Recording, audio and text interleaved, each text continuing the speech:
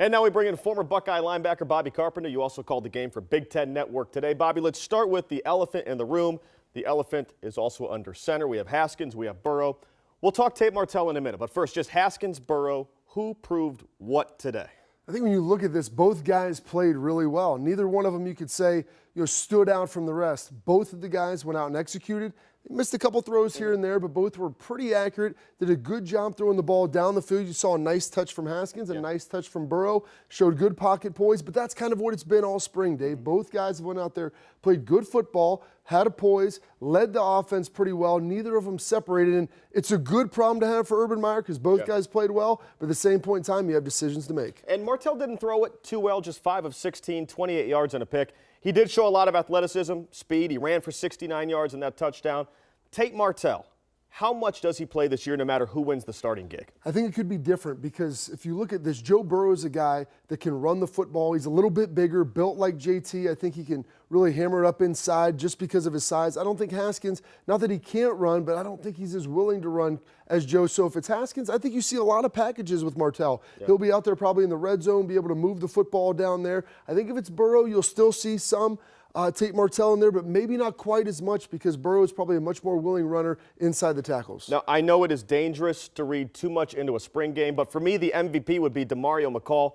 11 catches, 165, 2 touchdowns, and yet Mike Weber and J.K. Dobbins, it's going to be hard to get touches. So how do you expect McCall to be used? I think if you look at this team, you talked about Mike Weber. You talked about J.K. Dobbins, how good they are with the ball in their hands from a traditional running back standpoint. Both of those guys are grinders. I think they averaged 7 and 8 yards apiece last year on the ground. But Demario McCall is a guy that's electric. You saw what he can do with the ball in his hand.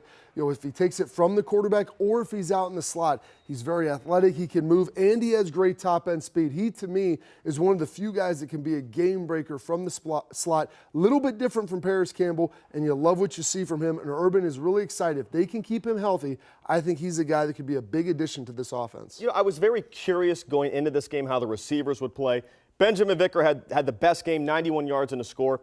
Is that just the way it went today, or do you think he could be the #1 receiver on this team? I think he could be the #1 receiver on this team. If you look at Benjamin Victor, he's a guy, to me, if you look at his body type, how he runs routes, he's built a lot like A.J. Green. He's tall, he's lean, he's athletic. He's got to come along with his hands. But you saw him today make some big catches, some contested catches in jump ball situations. And when you have a receiver that's as tall as him, that's what you want to see. But they also have some young guys that are making pushes as well. Let's talk defense here, okay? Before we talk about specific players, as a former linebacker, how annoying is it when you're forced to play touch football in this game? It's a little bit tough when you have to run around there, Dave. You can't really attack anybody. You can't take them down. But I will say this. There are some situations where you look at it and you think, they called him down with a touch. Yes. Maybe that wouldn't have been a tackle. Maybe you give the guy a chance to break the tackle there. So you're calling him down, so that's good. But you never really get to get physical, get up in the mix, and really develop that flow as a linebacker that you want to have. Okay, touch football aside, we saw Chase Young get to the quarterback for a sack. He tried to claim he had a second one when he almost touched him with a pinky. He had one real sack.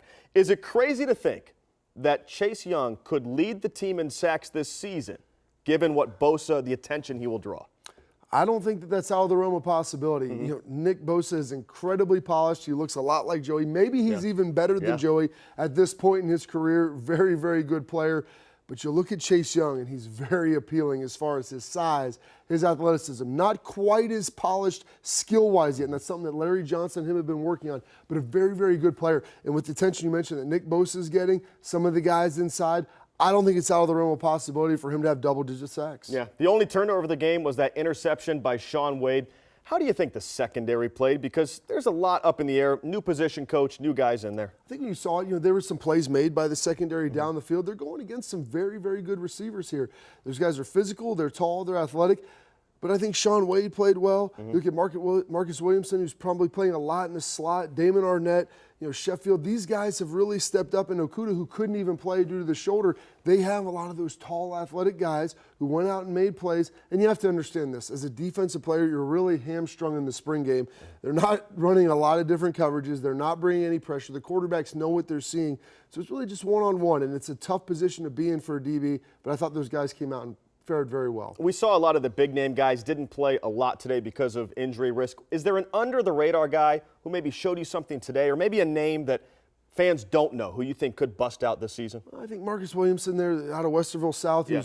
who's played outside, but he's maybe going to be their nickel. He's been playing in the slot, looking pretty good. He's a little bit shorter than the other guys. When you look at Okuda, Wade, Sheffield, Arnett, I mean, they're all 6 feet and above. Williamson a little bit shorter, but he's a physical guy. He can play in the slot, and he's a competitor. They love that. So I look for him to maybe be a bigger contributor on defense than maybe people expect. JT Barrett gone now for the first time in years. Where does that leave the identity of this team? What do you think will be the stamp of the 2018 Buckeyes? I think it's going to probably be that running back position. And if you look at what they've been able to do there with J.K. Dobbins and Mike Weber, both of those guys, I mean, it's crazy to think they're both 1,000-yard backs. Yeah. I don't know how they're going to divvy out the carries. You have to think that the quarterback probably won't be getting the 15 to 18 carries that J.T. Barrett would have in some games. Is it out of the realm of possibility to think that each one of these guys could have 1,000 yards? I don't think it is, based upon their game-breaking ability, the speed that Mike Weber showed last year, which looked like he had it in the spring again.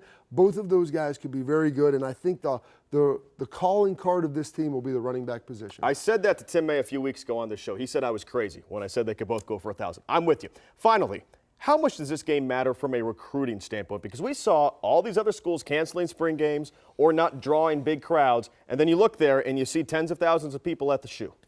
I don't know exactly what the count is, but you had a change in time.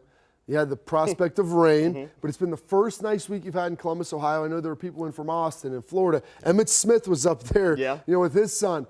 I think it goes to show, we're going to play the game. We're going to show up. Ohio State always shows up in great numbers for the spring game. And I know after Michigan canceled it, I could say there was no way that Urban Meyer was going to take an L and eliminate the spring game. And you know what? Maybe God's a Buckeye fan, because the rain did not come until about the last minute of the game. All right, we've got about 20 seconds left. Hot take here. Michigan somehow knew the weather 5 days in advance. Do you think there was a little bit of them saying this could look bad on TV, so let's just pull the plug? There's times where you look at Michigan and they haven't had those big crowds. Yeah. They have a very large stadium. And Ohio State obviously wasn't to full capacity, even with the fact that they've cut it down a little bit with some of the renovations that are going on. But still, it was a great turnout for changing the game time about an hour and a half. And I think there was something to that. This is the 4th year for Jim Harbaugh, and they really haven't produced at the level they thought he would. Yeah, Bobby, great stuff. Remember, you can always listen to him every Monday through Friday, noon to 3 on 97.1 The Fan.